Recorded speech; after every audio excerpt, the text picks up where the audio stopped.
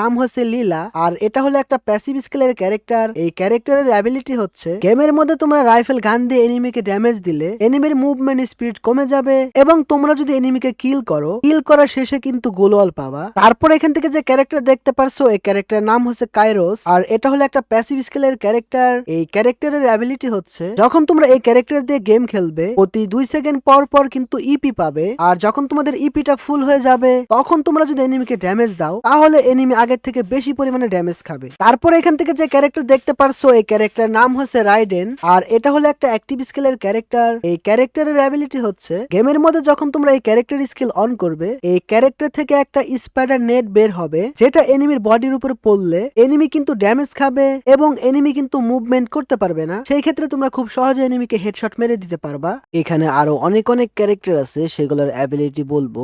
এটা বলার আগে অনুরোধ করব এই ভিডিওতে একটা লাইক করার জন্য,